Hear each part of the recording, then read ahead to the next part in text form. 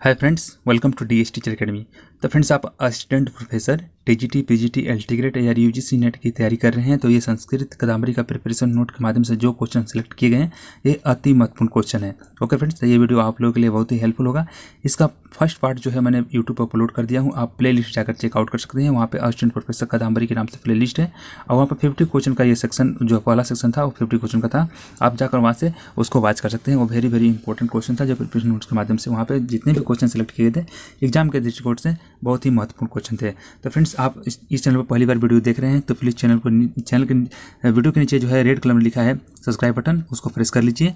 और आप Telegram channel को ज्वाइन करना मत भूलिए क्योंकि वहाँ पे 22 सब्जेक्ट का पीडीएफ अवेलेबल है, यानी कि 22 सब्जेक्ट का पीडीएफ अवेलेबल है जिसमें संस्कृत सब्जेक्ट का भी पीडीएफ है वहाँ पे। तो आप फ्री में डाउनलोड करके तैयारी कर सकते हैं। और वीडियो अच्छा लगे तो लाइक कर दीजिएगा, अपने दोस्तों के साथ शेयर करना मत भूलिएगा और चैनल को सब्सक्राइब जरूर कीजिएगा फ्रेंड्स। ओके, तो यहाँ पे जो है दूसरा पार्ट में यहाँ पे कादम्बरी संस्कृत का जो है लेकर आया हूँ और यहाँ पे क्वेश्चन नंबर आप देख सकते हैं 51 से यहाँ पे स्टार्ट हो रहा है और सेक्शन 1 में जो है 50 क्वेश्चन मैंने करवाया था, यानी कि 50 क्वेश्चन वहाँ पे करवाया था। तो यहाँ पे जो क्वेश्चन है यहाँ पे टाइप करते समय कुछ मिस्टेक हो गया है तो बिल्कुल आप उस पर मत जाइएगा, क्वेश्चन का जो भाव समझिएगा। ओके फ्रेंड्स, तो यहाँ पे जो पहला क्वेश्चन यहाँ पे तारापीठ कहाँ कराया जाता था तो वो उज्जैनी कराया जाता। तरलिका किसकी सहचरी है तो जो है तरलिका जो है महाश्वेता की सहचरी है। ओके, धन संपत्ति का भयंकर मद कब तक शांत नहीं होता है तो अंतिम अवस्था तक शांत नहीं होता है। तो ये वेरी वेरी इंपॉर्टेंट क्वेश्चन है। बहुत सारे विद्यार्थी पूछते हैं कि सर ये जो क्वेश्चन पूछा गया है ये टीजीटी में क्वेश्चन पूछा गया था और आउट ऑफ सिलेबस बच्चे बता रहे थे। डीएसएसबी के टीजीटी में क्वेश्चन पूछा गया था संस्कृत सब्जेक्ट में। ओके, यूपी टीजीटी में नहीं पूछा गया था, डीएसएसबी टीजीटी में पूछा गया था कि धन संपत्ति का भयंकर मद कब तक शांत नहीं होता तो अंतिम अवस्था तक शांत नहीं होता। ये वेरी वेरी इंपॉर्टेंट क्वेश्चन है और ये कादम्बरी में निहित है। ओके, पत्रलेखा किसकी पुत्र थी तो पत्रलेखा जो कुलुता अधिपति का जो पुत्र थी। पत्रलेखा पूर्व जन्म में कौन थी तो ये रोहिणी थी। पत्रलेखा जो थी पूर्व जन्म में रोहिणी थी। ओके, परिजात पल्लव से लक्ष्मी क्या ग्रहण करती है तो परिजात पल्लव से जो लक्ष्मी जो है राग ग्रहण करती है। पुंडरीक के पिता का क्या नाम है तो श्वेत केतु नाम है। पुंडरीक के पिता का क्या नाम है तो श्वेत केतु नाम है, ये ध्यान रखिए। पुंडरीक के माता और पिता का क्या नाम है तो लक्ष्मी और श्वेत केतु, वह पुंडरीक के पिता का नाम है। ओके फ्रेंड्स, प्राचीन गद्य का उदाहरण कहाँ मिलता है तो प्राचीन गद्य का उदाहरण जो है कृष्ण यजुर्वेद के 33 संहिता में निहित है। ओके, प्रतिकूट किस नदी के तट पर था तो ये प्रतिकूट है हिरण्यवाह या सोमनाथ के तट पर स्थित है।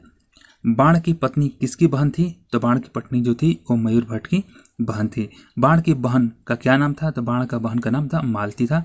बाण के पिता कितने भाई थे तो बाण के पिता जो थे 11 भाई थे। It's okay. बाण के पूर्वजों का निवास कहाँ था तो बाण के जो पूर्वजों का जो निवास था प्रतिकूट नामक ग्राम में था। ओके, ये प्रतिकूट नामक जो ग्राम है वहाँ पर बाण के पूर्वजों का निवास है। बाण के लिए बाणी बाणो भभू किसने कहा तो ये गोवर्धनाचार्य ने कहा बाण भट्ट के लिए। इट्स ओके फ्रेंड्स, अगला क्वेश्चन है 62 यानी कि 66 नंबर क्वेश्चन है। बाण भट्ट का वंश किससे आरंभ होता है तो ये दक्षी तथा सरस्वती के पुत्र से आरंभ होते हैं। बाण का समय हिंसनात्मक शताब्दी। बाण भट्ट की रीति क्या है तो ये पंचाली ऋषि है। ये वेरी वेरी इंपॉर्टेंट है। ये जो है झारखंड टीजीटी में क्वेश्चन पूछा गया था संस्कृत में कि जो दक्षित यहाँ पे क्वेश्चन था कि बाण भट्ट का जो आरंभ होता है, सॉरी ये क्वेश्चन था, ये बाण भट्ट की रीति पूछा गया था। ये बाण भट्ट की रीति क्या है तो पंचाली रीति है। ये झारखंड टीजीटी संस्कृत में पूछा गया था। फ्रेंड्स, अगला क्वेश्चन यहाँ पे 68 क्वेश्चन है। बाण भट्ट की बहन का क्या नाम था तो ये मालती था। आगे भी ये क्वेश्चन आया हुआ था और यहाँ पे आप देख सकते हैं वेरी वेरी इंपॉर्टेंट क्वेश्चन। बाण भट्ट की बहन का क्या नाम था तो मालती था। बाण भट्ट के अनुसार सज्जन पुरुष श्रेष्ठ वचनों से किसके समान मन हरण करते हैं तो मणि निरूपो दृश्य की वजह से है जो श्रेष्ठ पुरुष जो होते हैं मन को हरण करते हैं। बाण भट्ट ने अपने गुरु का क्या नाम बताया था तो भर्तु यानी भर्तसु। ओके, अगला क्वेश्चन है बाण भट्ट जो है शैव कैसे थे तो ये बाण भट्ट जो थे ये शैव धर्म के उपासक थे, शिव के उपासक थे, शैव धर्म मानते थे। वणस्तु पंचानन किसने कहा था तो ये श्री चंद्रदेव ने कहा था। बिना मेदोदोष के गुरुत्व उत्पन्न करने वाला कौन है तो ये गुरु उपदेश है। ये ध्यान रखिए, ये वेरी वेरी इंपॉर्टेंट क्वेश्चन है। जो भी यहाँ पे क्वेश्चन सेलेक्ट किए गए हैं ये एग्जाम के दृष्टिकोण से अति महत्वपूर्ण क्वेश्चन है। ओके फ्रेंड्स, संस्कृत कादम्बरी का महापाप कितने होते हैं तो महापाप आपको पता होगा 5 होते हैं। ये यूजीसी नेट में क्वेश्चन पूछा गया था। महाश्वेता का आश्रम कौन सा था तो ये अछोत सरोवर के पास था। ये कहाँ था, ऐसे टाइप मिस्टेक पहले मैं बोल चुका हूँ कि हुआ है तो उस पर आप बिल्कुल ध्यान मत दीजिएगा। महाश्वेता का आश्रम कहाँ था तो अछोत सरोवर के पास में था। महाश्वेता की सहचरी का क्या नाम थी तो तरलिका थी। ये पहले भी क्वेश्चन आ चुका था तो ये ध्यान रखिए, बार बार क्वेश्चन रिपीट हो रहा है तो ये क्वेश्चन कहीं ना कहीं इंपॉर्टेंट है एग्जाम के दृष्टिकोण से। तो ये क्वेश्चन था, महाश्वेता की सहचरी का क्या नाम था? तो तरलिका। राज प्रकृति में कौन सा समास है? तो राज प्रकृति में आपको षष्ठी तत्पुरुष समास है। राज प्रकृति कैसी होती है? तो ये विरला होती है। लक्ष्मी निष्ठा का गुण किससे प्राप्त किया? तो ये कस्तु भमड़ी से ये जो है प्राप्त की है, कस्तु भमड़ी। लक्ष्मी साधु भाव की क्या है? तो ये बाध्यशाला है। ओके फ्रेंड्स, ये अगला क्वेश्चन है 81 क्वेश्चन। लक्ष्मी मध्य शब्द कहाँ है? तो ये सुकना उपदेश का है। ये कादम्बरी का एक पार्ट है। कादम्बरी जो है दो पार्ट में बांटा गया है। तो यहाँ पे जो दूसरा पार्ट है सुकनापदेशम है, ये लक्ष्मी मध्य शब्द निहित है। वत्सायन वंश में कौन ब्राह्मण हुए? तो कुबेर जो है वत्सायन वंश में जो है ब्राह्मण हुए थे। बीट का क्या अर्थ? बीट का अर्थ क्या है? तो ये धूर्त है। विदिशा किस नदी के किनारे स्थित है? तो वेत्रवती नदी के किनारे स्थित है। वृक्ष किस सरोवर के निकट था? तो ये पंपा पद्मा सरोवर के पास में ये वृक्ष जो था वो वहाँ पे निकट था, उसके निकट था। बेंश्याम की माता का क्या नाम था? तो ये मनोरमा नाम था। बेंशम्पायन को किसने पानी पिलाया? बेंशम्पायन को किसने पानी पिलाया? तो हारित ने पिलाया। आपको पता होगा कि हारित जो है वो जवाली ऋषि का जो वो पुत्र था, जो आश्रम में रहता है। तो वैशंपायन जो एक सूखा था, सो तोता था, उसको ये पानी पिलाता है। ओके, वैशंपायन को किस आश्रम में लाया गया? तो जवाली ऋषि के आश्रम में लाया गया था, और जवाली ऋषि का जो पुत्र था उसी ने उसको पानी पिलाया था, हारित। ओके फ्रेंड्स, यहाँ पे अगला क्वेश्चन यहाँ पे देख सकते हैं।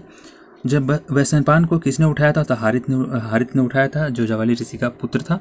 वैशंपायन को घोंसले से नीचे किसने गिराया था? तो सवर सेनापति ने गिराया था।